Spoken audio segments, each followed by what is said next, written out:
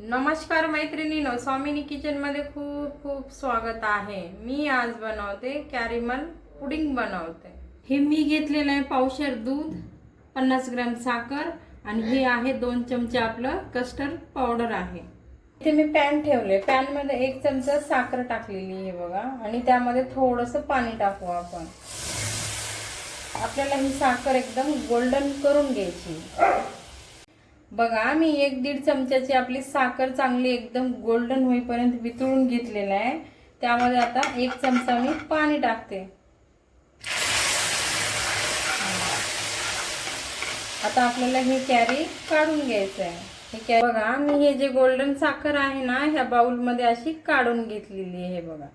आता इथे पॅन ठेवलेला आहे, आपण पॅन मध्ये 250 ग्रॅम दूध टाकू आपण।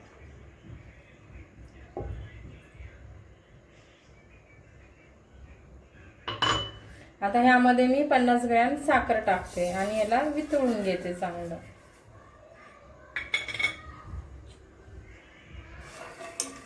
आता ह्याला छान एक उकळी आणून घेऊ आपण। हे 2 चमचे मी जे कस्टर्ड घेतलेले आहे ना ह्याला चांगलं पाणी टाकून फिरून घेते, याची पेस्ट तयार करते। आता तोपर्यंत आपलं दूध उकळते। बघा आता आपलं दूध उकळलेलं आहे आणि मी हे मस्त कस्टर्ड पावडर आपलं पेस्ट बनवून घेतलेलं आहे पाणी टाकून।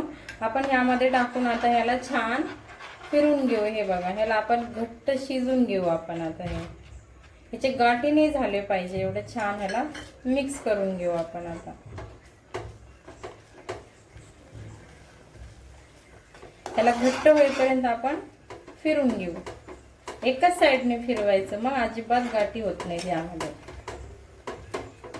बघा आता आपलं बॅटर किती छान घट्ट झालेलं आहे। मी आता ह्याला ह्या वाटीमध्ये काढून घेते। हे आपली गोल्डन साखर जे बनवले ना कॅरी त्याच्यामध्ये हे बॅटर टाकून देते आणि मस्त ह्याला फ्रीज मध्ये 1-4 घंटे आपण चांगलं सेट करून घेऊ आपण। आता मी ह्याला काढून घेते।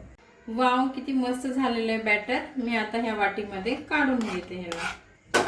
मी आता ह्याला वाटीत काढून घेतलेलं आहे आणि मस्त आता ह्याला सेट करून घेऊ आणि मस्त फ्रीज मध्ये 4 तास थंड होण्यासाठी ठेवू आपण ह्याला। आता वाव किती छान झाले आपलं बघा कॅरमल पुडिंग, किती मस्त सेट झालेलं आहे फ्रीज मध्ये। मी आता ह्याला काढून घेते। वाव किती मस्त आहे बघा आपलं सेट झालेलं आहे कॅरमल पुडिंग। अशा पद्धतीने तुम्ही नक्की बनवा, लहान मुलं खूप छान आवडीने खातील। मी बनवलेली पद्धत जर तुम्हाला आवडली ना तर नक्की मला लाईक करा, कमेंट करा, सबस्क्राइब करा। तोपर्यंत मस्त खा, मस्त राहा।